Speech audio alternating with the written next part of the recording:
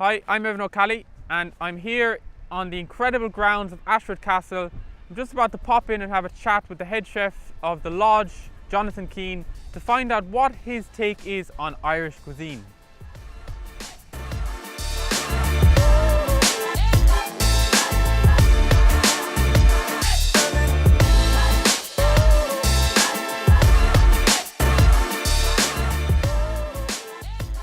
So, Jonathan, going back to when you started in your career, was Irish food held in the same regard back then as it is today?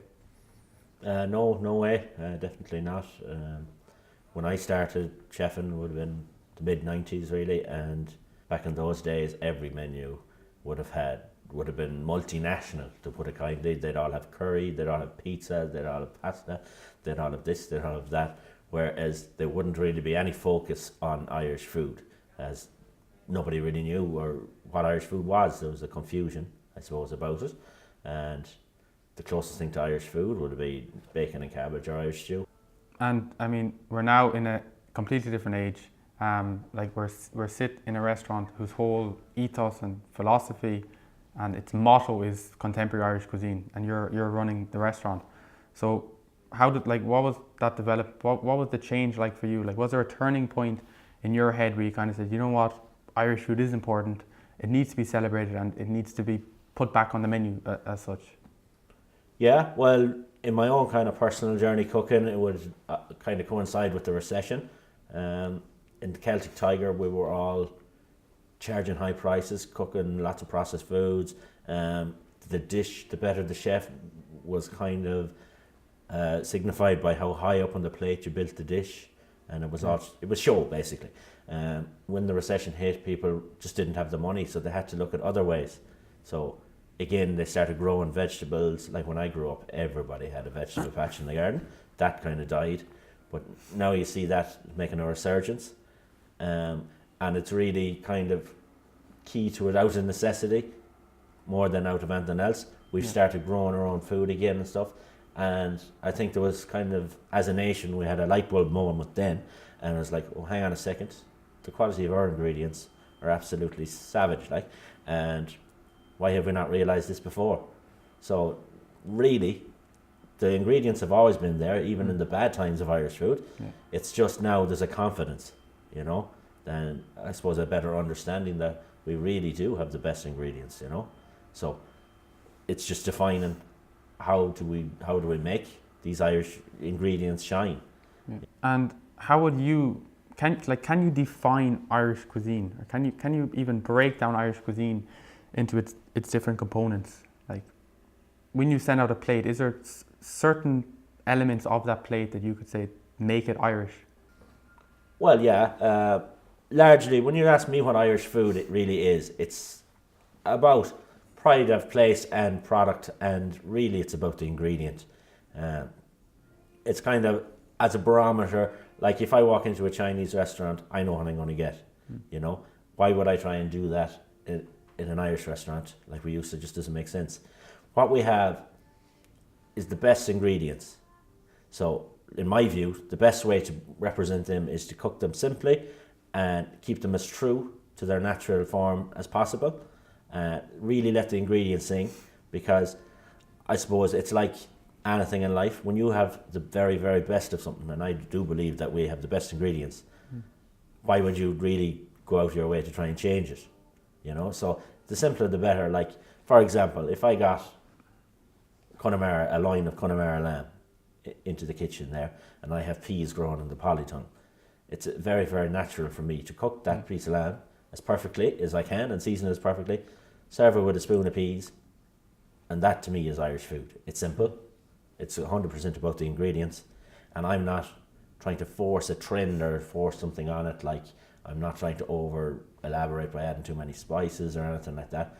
It doesn't need it, That to me is Irish food. It's really ingredient led, and it's just having respect for the ingredients.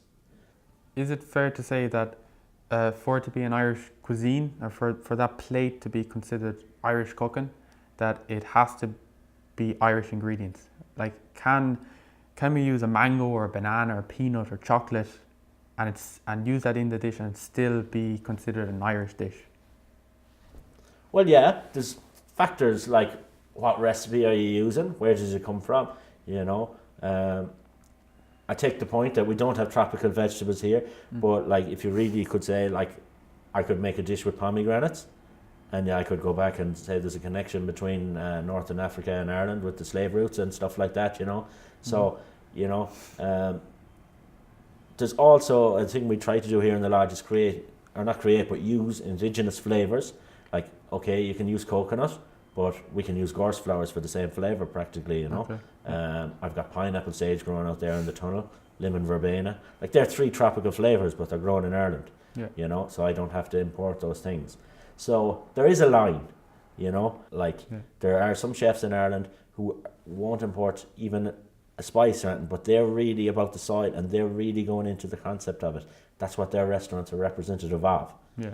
Whereas my restaurant will be more representative of good quality Irish ingredients, cooked in a respectful manner, but maybe not quite as strict. I would look at certain ingredients that are considered world class, the likes of Wagyu beef from Japan, or poulet de Bresse from the Bresse region in France, or fruit from, we'll say, the Mediterranean regions, and they're all considered truly world class, and they're well renowned as world class. But do you think that there's any ingredients in this country that are truly do any stand out as being truly world class, that are grown or reared in this country, that you just can't get of the same quality elsewhere? For sure we have, yeah. One really standout one to me that I believe that the best cheese in the world is Ashlag from St. Tola, that's just down the road in County Clare. I'm 22 years a chef and I'm yet to taste a better cheese than it. You know, I've tasted several thousand cheeses. So in my opinion and my experience, that is the best cheese in the world. I brought that cheese to Milan and I fed it to 15 food journalists over there, and they just couldn't get over it, you know. So that's just one example of many. Some of our smokehouses are doing great things, you know, but largely that's down again to the quality of the fish they're using, you know. Like Burn Smokehouse salmon, I use it. It's the only smoked salmon I use. The flavour, it's just the right amount of moisture in it, you know. And these are products that are selling on the international market in the likes of Harrods in London and stuff, you know, and they really need to be premium products. Where would you like to see Irish food at in 5 years' time?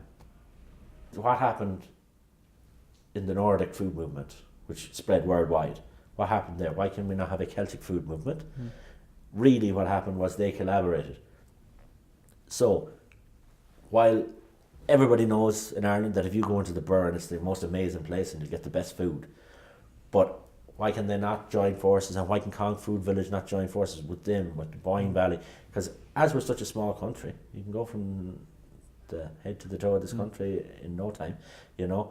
If we join together as one food movement, call it a Celtic food movement, call it whatever, you know, and promote ourselves on the international scene as one, then instead of a tourist coming and planning his itinerary, oh, I must go there, I must go there, I must go there for the salmon, I must go there for the oysters. Now he's coming to the country and we're as a team, and pretty soon then you have a nation of good food, like, you know, because it's doable, because we have a small nation, you know. So that's really where I'd like us to be, just working more as a unit, you know. And in 5 years' time, I wouldn't like our American guests maybe to come and be surprised. I'd like them to be here because of the Irish food, you know, similar to what happened in, you know, Scandinavia, you know, Sweden, Denmark, Norway, Finland, really kicked off by one man, you know, and now look at it, you know. But it's like trends, you know. Before that it was Asia, you know, so why can it not be Celtic, you know? So that's what I'd like to see, really. Small ask, Celtic food movement. Sinead? That's it? There's a lot of us now and we'll be laughing. Move that down again, because you don't want to, No. Put your hand there and just leave it kind of there if you can. I'm that one down for YouTube. YouTube, fuck off. Director is hard, he's a ball breaker.